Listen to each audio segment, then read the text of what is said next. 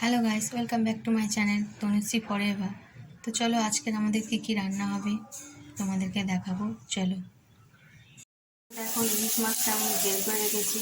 ইলিশ মাছটা আলু দিয়ে আদা রসুন দিয়ে একটু তরকারি হবে। আর এই যে লাউটা সিদ্ধ হচ্ছে, লাউ ডিম ভেজে লাউটা দিয়ে তরকারি হবে। আর আলু ভাজি হচ্ছে, চাটনি হবে। করমচাগুলো কেটে নিয়ে দানা বের করে নেওয়া হয়েছে, এগুলো একটু চাটনি হবে। এটা গাছের এগুলো, তার জন্য চাটনি হচ্ছে।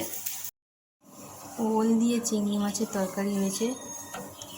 ওলটা আমরা একটু ডালের মতো ঘেঁটে দিই, যার জন্য ওলটা এরকম দেখতে লাগছে। ওল গোটা গোটা রাখি না আমরা।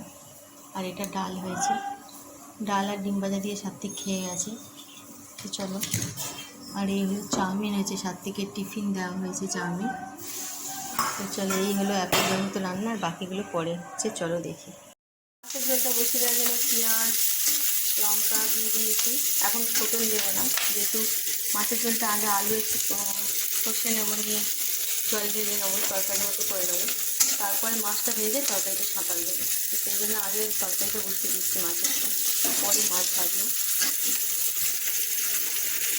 ভাজা হয়ে গেছে।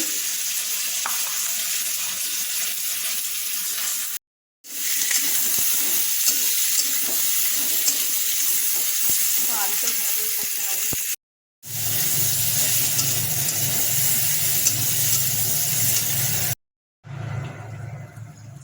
তরকারি জলটা দিয়ে দিয়েছি, চাপা দেবো। সিদ্ধ করে নিয়েছি।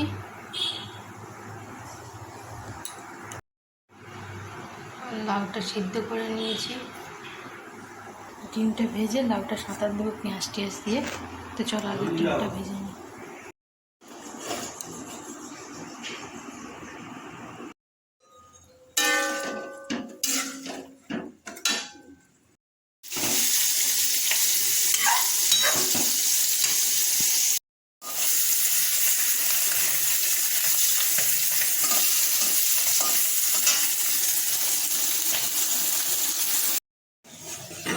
মাছগুলো ভাজা হয়ে গেছে, কি সুন্দর সাজিয়ে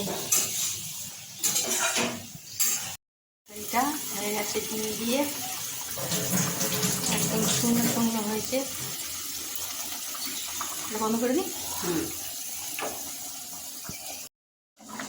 মাছের ঝোলটাও হয়ে গেছে।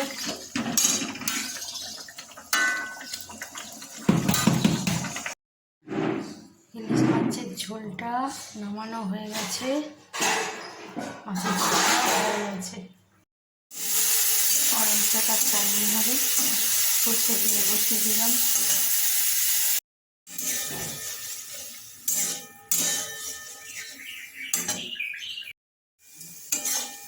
চাটনিটা হয়ে গেছে, আর এই ফুলগুলো বড়া হচ্ছে বেসন দিয়ে।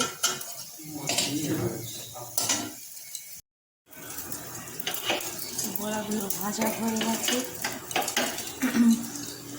বড়াগুলো ভেজে নিয়েছি।